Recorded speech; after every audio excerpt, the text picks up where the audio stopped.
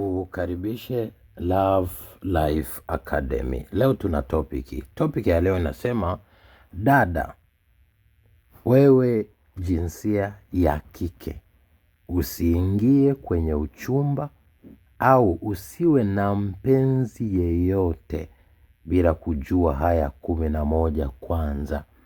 Narudia tena, dada, usiingie kwenye uchumba au usiwe na mpenzi yeyote bila kujua haya 11 kwanza. Maana wengi kwa sababu ya kutoyajua leo wamekuwa wamama kabla ya ndoa, wamekuwa wajawazito kabla ya ndoa, wamekuwa wamepoteza thamani yao kama wadada kwenye ndoa. Lakini pia wengi wameingia kwenye ndoa za michongo ambazo wamedumu kwa miezi kadha wa kadha tu, na leo anaumia. Kwa hiyo usiwe na ndoa ya interview, usiwe na uchumba wa interview, usifanye zinaa za interview. Lazima uwe na mapenzi ya Mungu na vitu ambavyo nitakufundisha. Sasa kama haujajua haya, dada, kamwe na kuapisha usiingie kwenye ndoa.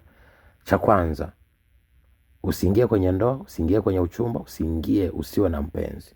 Cha kwanza, kama unajua uchumba ni kugawa mwili wako, kuzini, usiingie kwenye uchumba wala usiwe na mpenzi. Kwa sababu unayegawa mwili wako, jua moja kwa moja unaondoa thamani yako, unapoteza nuru yako na baraka zako.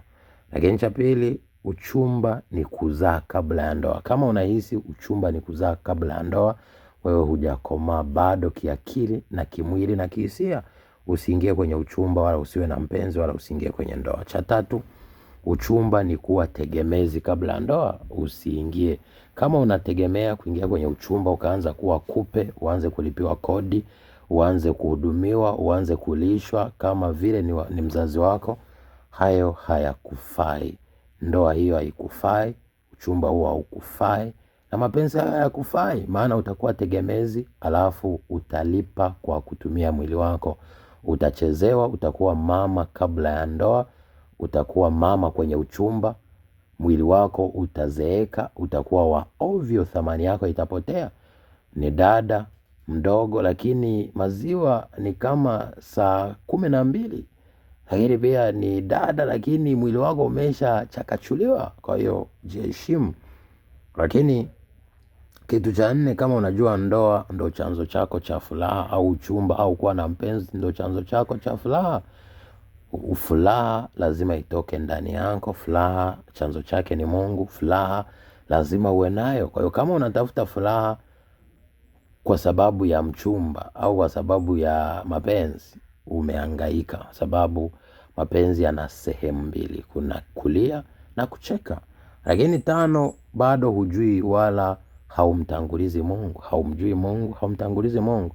Kwa hiyo wewe umri wa kuingia kwenye uchumba au kuwa na mpenzi bado, kuwa kwenye ndoa bado, kuwa kwenye uchumba bado. Lakini 6, unabeba chochote unachokiona ambacho hata akimpendezi Mungu, ilimradi tu ni mtu amekuja amekutongoza, bado hujakomaa. Lazima uchunguze, je, mtu huyo anafaa na ingia naye kwenye mfumo wa ndoa? Kweli huyo atafaa kwenye ndoa? Ni mtu anaeleweka? Ni mtu ananipeleka kule nako kwenda? Au nimepanda gari linaenda Arusha, kumbe mimi naenda Kilimanjaro, au naenda Bagamoyo? Au unashangaa umeingia choo cha kike, kumbe unatakiwa kuingia choo cha kiume. Kwa hiyo haya ni mambo lazima uyajue mapema.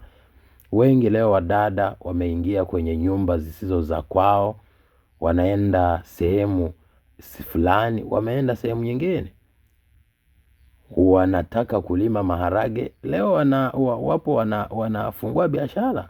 Kwa ujue wewe ni specialist kwenye nini. Unashangaa wewe ni. Haya, tuendelee. 7, unabeba asiye wa imani yako. Kama uko tayari wewe ni Mkristo, unaenda kuolewa na Muislamu, jua haujakomaa na unafanya kitu usichokijua. Imani ndo msingi wa ndoa. Hakuna watu, ndege wasiofanana wanaweza kuruka kwa pamoja. Kwa kama upo kwenye uchumba, wewe ni Mkristo una Muislamu, unapoteza muda, unachezewa mwili wako, unapoteza. Hata kama uingie kwenye ndoa, ndani ya siku ngapi tu itavunjika, kwa sababu hakuna maji na mafuta vitaweza kukaa pamoja. Kumbuka hao ni Mungu wawili, na ni Mungu ambao hawashirikiani wala hawaendani. Ndio maana hata ukiangalia wana wa Israeli walikuwa wanakatazwa wasiolewe na watu ambao sio wa Israeli. Hicho kitu kishike, kifahamu. Usije ukaingia kwenye ndoa eti kwa sababu unahisi umekosa mchumba unabeba chochote. Utakuja kubeba mawe ya kuangamize mwenyewe. Lakini nane, hujui kusema hapana na huna mipaka kwenye maisha yako. Kila anayekuja ndio mzee. Kila anayekuja anakuswaga. Haya ni mambo yasiyofaa. Haunakuta unakuwa kama kisima cha kijiji. Unakuwa kama barabara ya mtaa. Kila mmoja anapita na wimbo wa kienyeji na kila kitu kinapita kwenye maisha yako. Hujui kusema hapana. Unakuwa mama huruma. Haya ni mambo yatakayo kuumiza. Najua haya mambo ninavyokufundisha inawezekana unahisi kama hayaeleweki, lakini yaelewe, kwa sababu so muda mrefu utalia. Na ukilia hakuna atakaye kupangusa machozi. Ni wewe mwenyewe na moyo wako. Unaweza kunywa sumu, unaweza kujiua. Kuna wengi leo wamekunywa sumu, wengi wamejiua, wengi leo wana magonjwa ya moyo, wengi leo wamekata tamaa, wengi leo hawana furaha na amani kwa sababu wamefanya maamuzi ya kipumbavu. Lakini 9, bado unavaa kikahaba na unajiweka kizinzi. Macho yako jinsi unavyolegeza, midomo yako jinsi unavyoiweka, na mwili wako umeuweka kikahaba. Sasa bila tabia njema haujawa tayari kuingia kwenye ndoa. Bora zurura kwanza mpaka ukishajiweka vizuri, ukavaa kwa heshima. Tabia njema ndo msingi wa ndoa. Tabia njema ndo msingi wa kupata watoto wema. Tabia njema yenye misingi ya Mungu ndo itakayo kuheshimika. Maandiko yanasema uzuri udanganya na upendeleo ni ubatili. Uzuri ni ubatili na upendeleo udanganya, lakini mwanamke anayemcha Mungu ndiye atakaye heshimiwa. Dada, umezoea maisha ya kikahaba, umezoea maisha ya kizinzi, umezoea maisha ya kuzini kabla ya ndoa. Usipojirekebisha au unavaa vyovyote, kumbuka leo kahaba anaweza kupita mtaani. Watu waangalie, watu wameshachoka hayo. Sasa hivi hakuna jipya lolote. Kwa anza kujiheshimu ili Mungu akupe mtu sahihi. Lakini 10, hujithamini, hujijali. Hauli vyakula asilia, unapenda junk food. Mala chipsi, mala unashangaa unakula ice cream, unakula vyakula si mara vya viwandani. Unajifanya wa kisasa, lakini mwili wako sasa utapoteza mwelekeo, utapoteza mvuto, utaanza kushambuliwa na magonjwa. Lakini unapokula vitu asilia, ngozi yako inanawili, maisha yako yanapendeza, hata mfumo wa mwili wako na viungo vyako vinakuwa asili na vya thamani, sio kutoa harufu mbaya na maisha machafu. Lakini 11, sio msafi mwili na roho. Kwa tengeneza kwanza maisha ya usafi. Ujue namna ya kunawa, ujue namna ya kuoga, ujue namna ya kujiosha vizuri, ujue namna ya kutembea katika njia ya usafi na utakatifu kiroho na kimwili. Hapo ndipo utaweza kuingia kwenye ndoa. Tofauti na hapo utakuwa bado una harufu mbaya, bado haufai kabisa kuingia kwenye ndoa, na mwisho wa mwisho hiyo ndoa haitodumu, na utaanza kusema mchawi ni nani, shetani ni nani, hii ni laana gani?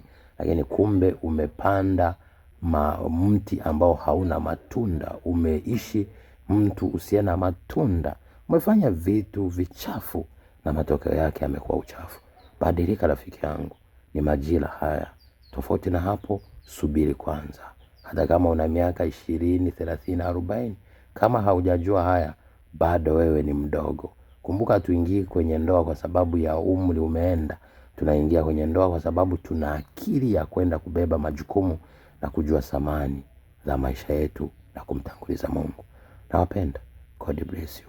Thank you for watching.